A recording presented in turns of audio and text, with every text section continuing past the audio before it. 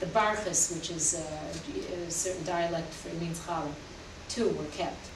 Only now the maid served it elegantly cut in the bread basket. You know that you have a whole challah, and you don't have somebody cut it for you. In place of the Sabbath table songs, the Zmiras, came witty stories, anecdotes, the whole array of Jewish humor. Card playing, however, could extend until long after midnight. No Chevra Tilim awaited the men in the early morning. She used to write, her father would get up 4 in the morning to go recite Tehillim with others.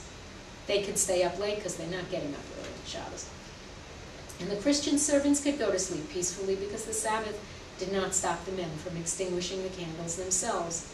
On Saturday, people got up earlier than usual. It was the day before Sunday, and business was especially busy. Sunday, they had to close down. And so. But even on Sunday, they worked diligently because one last shred of national defiance kept everyone from celebrating this day as a holiday. So we've got that. And here she's writing about Petersburg. What goes on in there in Petersburg. The Passover festival was observed even in the most progressive circles. It remained a festival of remembrance, not, of course, of the exodus from Egypt, but of their own childhood in the small towns of Lithuania. The Seder evening was celebrated, but in very abridged fashion. Even converted Jews did not sever themselves from the Seder night. Arranging no special meal in their own houses, they would still gladly get themselves invited by their circle of acquaintances of the not yet converted. It looked downright festive. The housewife in all her glory, the children carefully gotten up, the guests in evening dress. The table was decorated with a stack of matzahs piled on trays. A bowl of eggs, green salad, and radishes was prepared. Of course, there was no lack of fine wine. And yet the men mostly preferred tzimukah, raisin wine, which reminded them so intensely of their parents' house. Prayers and the whole series of old symbolic customs, these they ignored. The conversation indeed lasted until midnight, but it did not concern the exodus from Egypt, but rather questions of the day, news from the daily papers, transactions from the stock exchange. The meal was truly abundant and began, of course, with eggs taken with salt water. And then she goes on about food. It was a genial supper with a few oddities, more than that, though, not. It shared only with the name Seder with the traditional kind.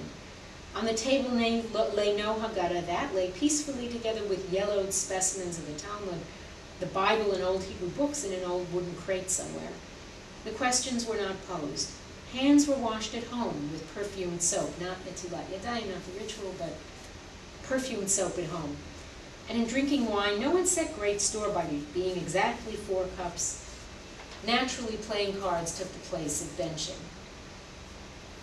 And I'll skip a little. To live in this environment and remain impervious to its influence required a strength of character and a religious constancy that my husband, alas, did not possess. It would have left me untouched. My strong belief, my upbringing, and the religious ardor with which I remain attached to Jewish customs would have kept me from faithfulness. Indeed, I might have gone around proudly among all the weaklings, proud and happy that I still possessed the spiritual riches that others had long since lost, and I might have pitied them, their poverty. And then finally, she says, it was here at the start of our stay in Petersburg that I had to remove my shaitel, the marriage ring.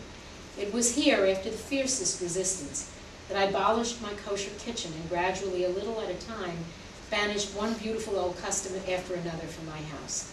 No, I didn't expel them. I escorted each one of them right to the last gate of my house with sobs and tears. With a bleeding heart I let them out and gazed long, long after them, and was as sad as if I had brought my most beloved one to the grave. How I suffered then, what soul-wrenching battles I had to live through. I had no idea of such a thing in my youth, when I still happily lived the contemplative, tranquil, proud, patriarchal life in my parents' home. Although I loved my husband as passionately and faithfully as in our first days together, I could not and should not have yielded without resistance. I wanted to preserve the precious legacy for myself and for the children, and I fought a battle of life and death. So with that, I'll stop and open it up for comments and questions. do you make of this? Did her husband convert, or No. did he? No.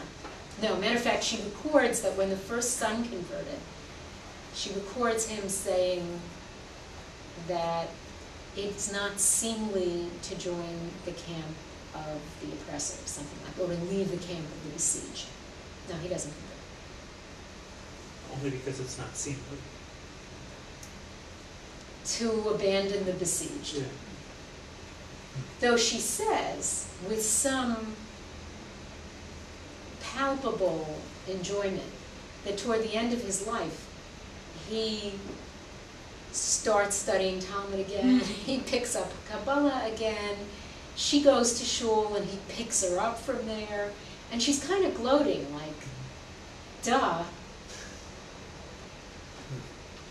Yeah. I recall correctly, you said the title has to do with being a grandmother.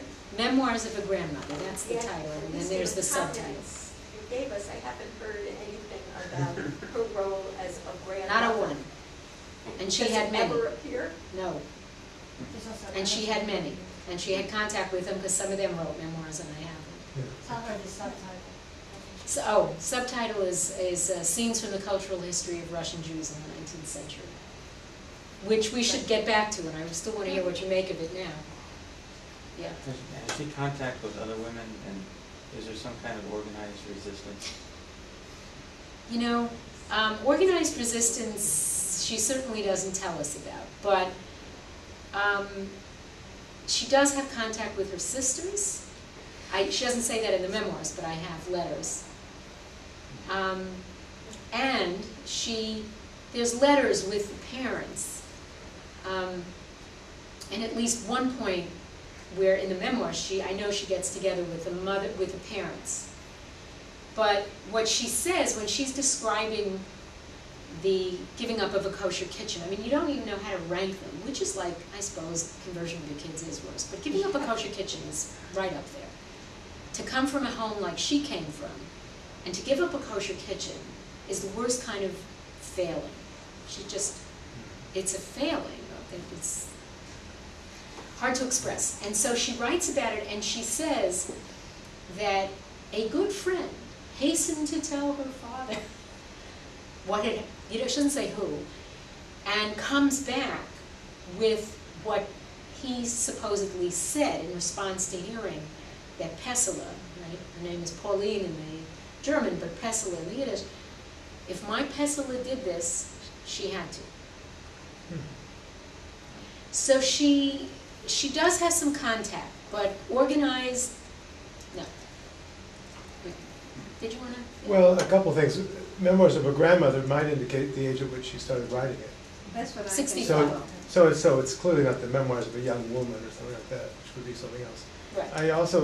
I'm looking at this picture, there's not one thing that would indicate that guy is Jewish. That's true. And the other thing that occurred to me is that maybe her book was written for women. Maybe, I'm sorry, what? The audience intended, which is one of the original questions, was women. I mean, you would wonder what kind of man would enjoy reading this. But It certainly sounds like the kind of thing women would like to read. maybe. And the issues sound like female issues. Think about it. Yeah. Actually, I have two questions. First is this, other than what you mentioned about how men were required in the Pale to change their clothing styles. Women too. Yeah, well, I assume that. All But- Jews. Yeah, all Jews. But does she show any insight as to outside pressures that are coming, or is it just simply what Jews are doing now? Because my assumption is that there's got to be some external pressure which is pushing Jews, whether it's for economic purposes or others, to do this kind of originally acculturation, but actually moving away from Judaism. I mean, well, she writes about enlightenment as just an irresistible lure.